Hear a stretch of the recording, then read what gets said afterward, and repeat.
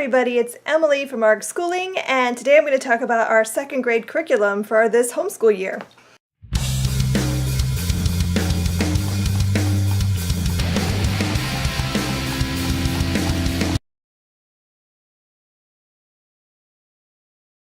So we've been homeschooling a pretty long time. This is our 14th year homeschooling, and this is my fourth second grader. So we've done this many a time before with my 7-year-old, who she is going to be doing second grade. However, it's sort of like a hybrid first grade, second grade, because last year we did not get very far. We tried to do more schoolish work and it just didn't go over very well. She was not ready yet. So I decided to just wait. So we're starting over sort of this year, but not really. So we'll be using Build Your Library's grade 1 program that I wrote. And we'll be starting kind of in the middle, because last year we ended up getting stuck in ancient Egypt and we stayed there for quite a while, and I don't think either of us wants to do Egypt again. Certainly not me. So we're going to pick up where we left off, kind of around the Greeks. We didn't do a lot of the read-alouds because she just wouldn't sit still. And we didn't get to a lot of the narration because she wasn't listening to the stories. So it was not the best of school years last year for her.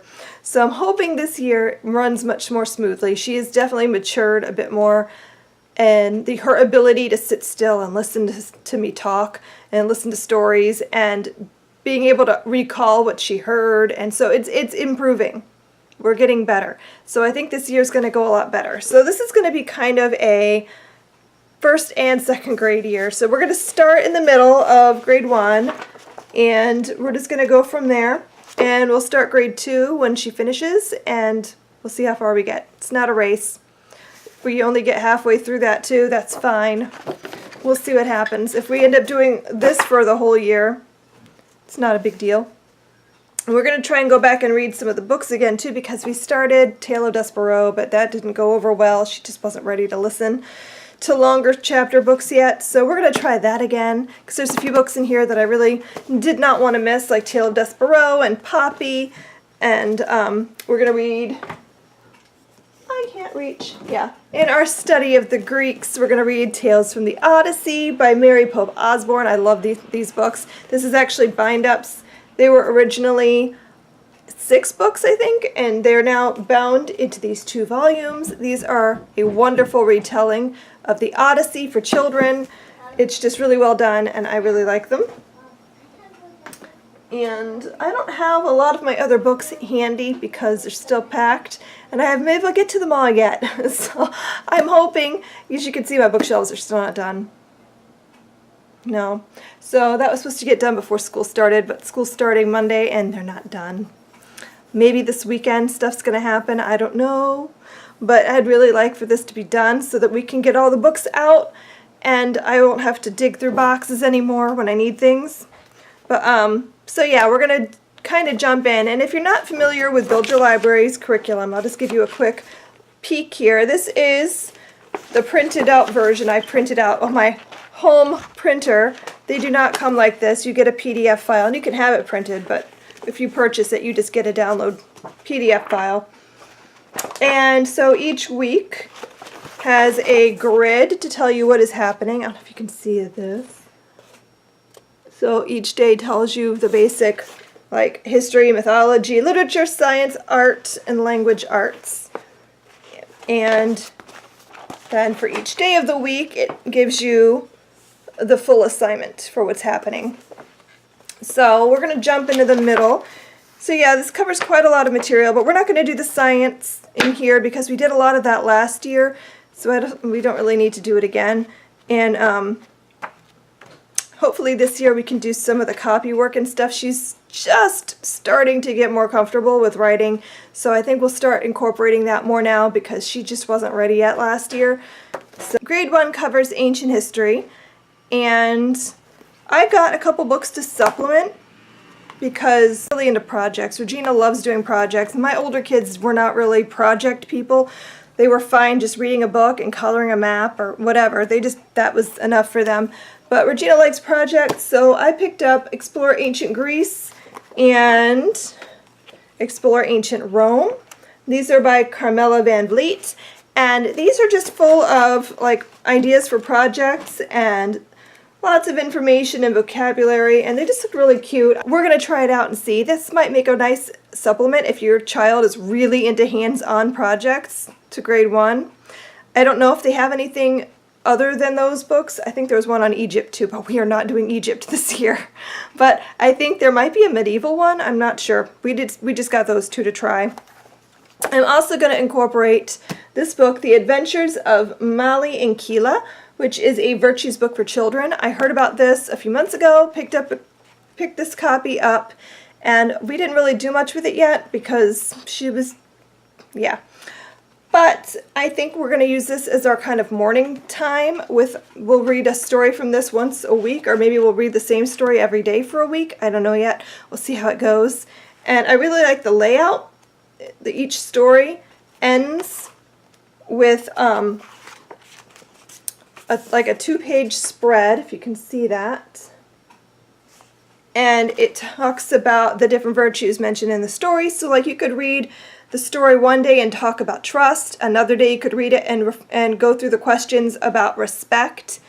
Another time about truthfulness. So each one covers a different virtue. Or each story covers several virtues, and then you can discuss each one. So I really liked the layout of it. I like the stories are really cute, and I think my daughter is going to really enjoy these.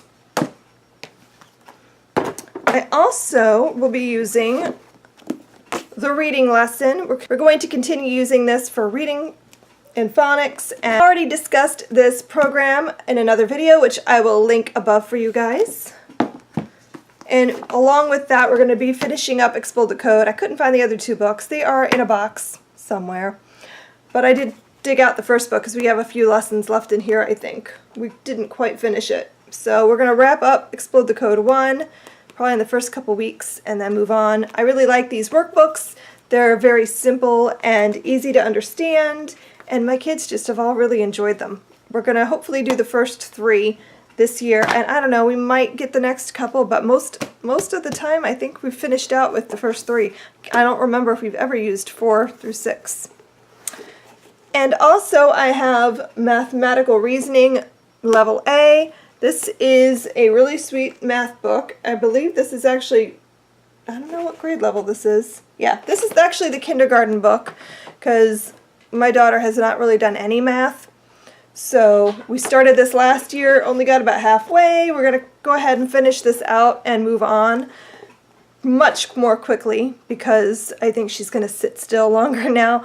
So I really like these books. This is put out by Critical Thinking Company, and they're just really colorful, and I really like the way they lay out the math, and it makes sense, and it gives them like logic puzzles and develops different thinking skills. So I think this is a really great program that I'm planning on using the next few books at least before we move on to teaching textbooks. And to wrap up here, I always at the beginning of the year, I want my kids to pick something they're interested in, and then we cover that as like a fun unit study type thing at the beginning of the year. So I asked, last year she had no comment. She just wasn't interested in anything. She didn't want to talk to me about it, so we didn't do much extra. This year when I asked her, I was excited because she gave me an answer. She wants to learn about plants. So I was thrilled that there was something she was interested in. So I put together a little plant unit that we're going to do. And I'll just show you guys. Oops, I grabbed too many books.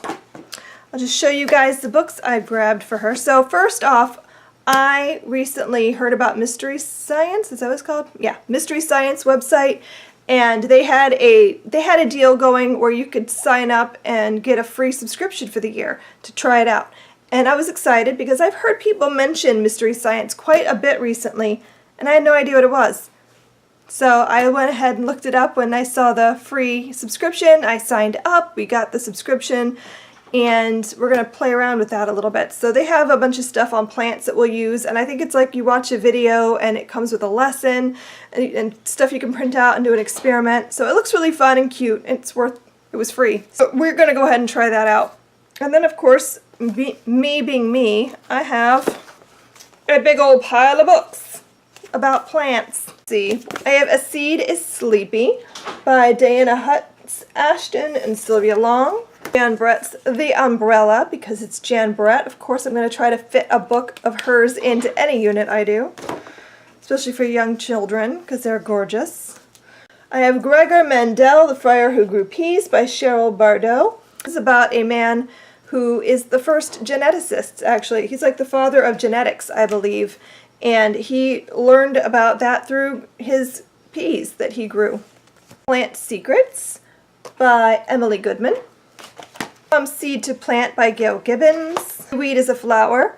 The Life of George Washington Carver by Aliki. And Planting the Wild Garden by Catherine O. Galbraith. And of course, we're not going to get through all of those books. Or maybe we will, I don't know. But we're going to, I always go overboard. We'll see what we get through. And I was also thinking that Linnae and Monet's Garden would be a fun read aloud if I can find it. It's in a box somewhere, then I don't know where it went.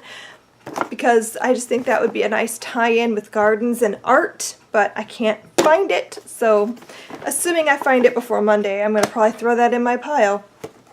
And I also got her a root viewer, and this is just, I don't know if you can see that. It's literally just a little, like, test tube things, and you can grow the plants in them so you can see the roots as they grow. She was really excited about this. Like I said, she loves projects, so she's really excited. Another book I got that I wanted to show you guys is called Hannah Homeschooler by Suki Westling. This is written by a homeschooling mother whose daughter complained that all the books about girls her age were about going to school. So she wrote a book about a girl her age who is homeschooled. I am so excited about this book, you guys, you don't even know. I've wanted to find a book like this for the longest time. I wish this was around when my oldest was that age, because she read all those books, Ramona, Junie B. Jones, all that stuff, and was like a little bit obsessed with the idea of school for a long time. So she would have liked this, and actually, if you can see the bookmark in here, she's the one reading it. My 17-year-old is enjoying the story. I will tell you guys more about that book once we read it, because I think it's going to be awesome, and I would like to share this with other people. I think other people would like to read this too. So that is what second grade is going to look like at my house this year. Thanks for watching, and I will see you guys in my next video. Happy reading. Bye!